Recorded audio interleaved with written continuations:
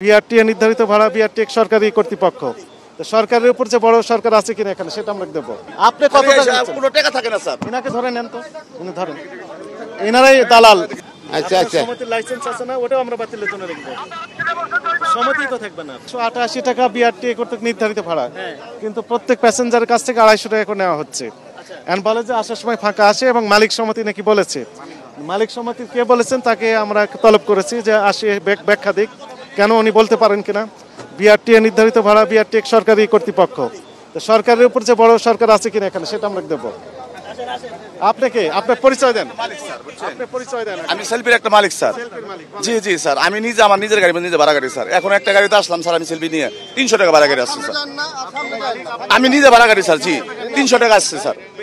যদি রং 300 টাকা ভাড়া আসছে গাড়ির থেকে, খালি গাড়ি নিয়ে স্যার, কোনো যাত্রী নয় বাস থেকে স্যার। স্যার রোজা থেকে মিথ্যা কথা বলবো না স্যার। না না, এটা আমার না স্যার, আমি এখন আসলাম না স্যার, আমি এখানে নামছি তো। 300 টাকা গাড়ি একটা গাড়ি নিয়ে আসছে স্যার। জানেন আপনি যদি 3 লক্ষ টাকা লাভ করেন তখন আমাদেরকে এসে বলেন। না না না স্যার, কথা শেষ করতে দেন।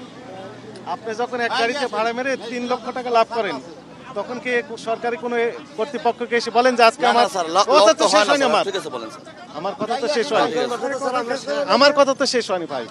আপনার কথা বললেন, আমি শুনলাম। আমার কথা আপনি শুনবেন না? ঠিক আছে, বলেন বলেন।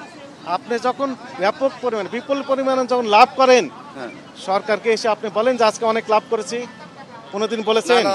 আজকে এসে বলতেছেন কেন? দেখেন আপনারা তো সবসময় আসেন না স্যার, আমাদের লাভটা দেখবেন। রমজান মাসে আমি মালিক হয়ে স্যার 3 দিন আমি আসি নাই, 3 দিনে 1200 টাকা আমদানি বেশি স্যার। কোন গাড়ি?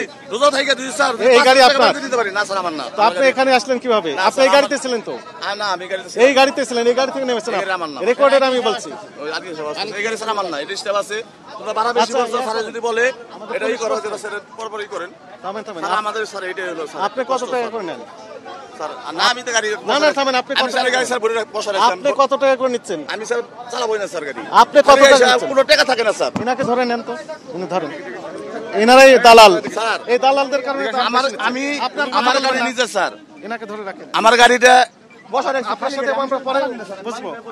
সরকারি ভাড়া 100 ঈদ পার পেছে, ঈদ পার পেছে 60 টাকা বেশি নিতেছি। আসার সময় খালি আসা লাগে, আমাদের 5,500 টাকার তেল লাগে।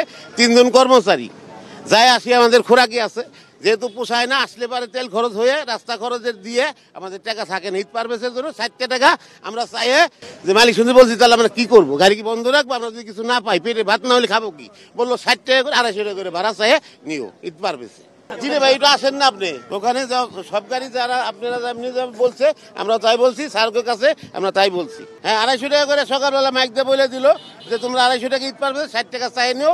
জোর জবরদস্তি নাই, জোর জবরদস্তি নাই, দিলে দেবে, না দিলে কোনো কথা নাই। আচ্ছা আচ্ছা, সমিতির লাইসেন্স আছে না, ওটাও আমরা বাতিলের জন্য রাখবো। সমিতি তো থাকবে না। এখন সেটা মালিক সমিতির সাথে, মালিক সমিতির কাগজপত্র ওনাকে আসতে বলেন। আসছেন না কেন? ওনারা তো স্যার গেছে, এই এখন আসতেছেন না কেন? ওনার লাইসেন্স বাতিল হয়ে যাবে। আপনার নাম লেখা, এগুলো করতে পারবেন না। অবৈধ কাজ করবেন না, যেটা পারমিশন নাই, কারো কথা শুনে কাজ করা যাবে না। নাম লেখেন, পুরো নাম লেখেন আপনার। এই যে এখানে নাম লেখেন। অপরাধ বুঝতে পেরেছেন? অপরাধ আপনার, অপরাধ আপনার মালিক সমিতি যিনি আপনাকে নির্দেশ দিয়েছেন উনি অপরাধ করেছেন। ওই যে আরেকজন বাসের মালিক, মনে হয় ইনি মালিক, উনিও বলতেছেন বেশি নেন। আলাদা গাড়ি আছে। আইনে বলা হচ্ছে সরকার কর্তৃক নির্ধারিত মূল্যের চেয়ে অতিরিক্ত মূল্য দাবি করাও অপরাধ। দাবি করা অপরাধ, দাবি করা অপরাধ। এখন স্যার আপনি পরিচিত করে উনি অপরাধ। স্যার আল্লাহর হস্তে এই বিষয়ে মাফ চাইলাম, আমরা আর ভাড়া বাড়তি নিব না, যেহেতু অজান্তে 60 টাকা ঈদ পারভেজে চাইছিলাম। এইভাবে যে আমাদের খোরাকি হয় না, সামনে ঈদ পারভেজ, আমাদের বাল বাচ্চা আছে, এর জন্য আসার সময় স্যার খালি আসলাম। আমার নাম মোহাম্মদ রফিক। টাকা আদায় করেছেন? না না না স্যার, ভাড়া নেই, দাবি করেছেন শুধু দাবি দিলে দিবে, না দিবি না। এটি অপরাধ। টাকা আমরা বলে দিচ্ছি, এখানে না এখানেও বলে দেবো যে বিআরটিএ নির্ধারিত ভাড়া ওই যে পয়সা আছে 60 পয়সা দেখলাম, এই জন্য আপনি পরবর্তী যে অ্যামাউন্ট সেটি আপনি নিতে পারবেন। 190 টাকা নিতে পারবেন আপনি, 1 টাকা তো ফিরে দেওয়ার সমস্যা হতে পারে। ঠিক আছে। জাতীয় ভোক্তা অধিকার সংরক্ষণ অধিদপ্তরের মহাপরিচালক মহোদয়ের নির্দেশনায় দেশব্যাপী একযোগে এই ঈদকে কেন্দ্র করে ঘরমুখী মানুষ যেন স্বাচ্ছন্দ্যে, নিরাপদে এবং সরকার কর্তৃক নির্ধারিত যে ভাড়া রয়েছে সেই ভাড়ায় পরিবহনে যাতায়াত করতে পারে, বাসে, রেলওয়ে, লঞ্চে। এই জন্য মূলত আমাদের যে তদারকি সেটি চলছে। আজকে এই ঢাকা মহানগরীর গাবতলী যে বাস স্ট্যান্ডে এসে আমরা দুইটি অনিয়ম আমরা পেলাম। একটি দেখলাম এর আগে একটি টিকিট 2 জন প্যাসেঞ্জার কাছে বিক্রি করার যে অসৎ প্রবণতা, সেটাও আমরা খেয়াল করেছি। সেই প্রতিষ্ঠানকে আইনের আওতায় নিয়ে আসা হয়েছে।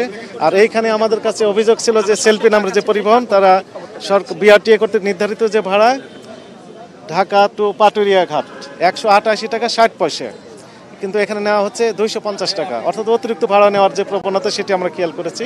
তো ইনি এই মালিক কর্তৃপক্ষ বলছেন যে আর কোনোদিন এটি করবেন না, এই সতর্কতামূলক 2000 টাকা জরিমানা আরোপ করা হয়েছে। জনস্বার্থে আমাদের এই ধরনের অভিযান অব্যাহত থাকবে। একই সাথে হয়তো আমাদের উপস্থিতি সবগুলো কাউন্টারে আমরা নাও থাকতে পারি, কিন্তু সম্মানিত প্যাসেঞ্জারদের প্রতি আমাদের আহ্বান থাকবে যে আমাদের একটা হটলাইন নাম্বার রয়েছে 1611 এবং একটি সফটওয়্যার রয়েছে www.dncrp.com।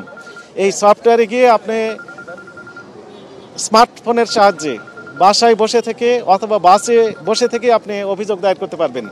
অর্থাৎ ভাড়া যদি বেশি নেওয়া হয় সেক্ষেত্রে সঙ্গে সঙ্গে আমাদের কাছে অভিযোগ দায়ের করলে ঈদের পরে আমরা প্রতিকার দিতে পারবো। আইনে বলা হয়েছে 30 দিনের মধ্যে অভিযোগ দায়েরের বিধান রয়েছে, 30 দিনের মধ্যে অভিযোগ দায়ের করা যাবে। তো ফলে যদি কোনো কাউন্টার, কোনো পরিবহন বিআরটিএ কর্তৃক নির্ধারিত ভাড়ার চেয়ে অতিরিক্ত ভাড়া নিয়ে থাকে, আপনি দিয়ে দিবেন, কিন্তু প্রমাণক সাথে রাখবেন। প্রমাণক সাথে রেখে আপনি একটা অভিযোগ দায়ের করবেন, আপনি প্রতিকার পাবেন।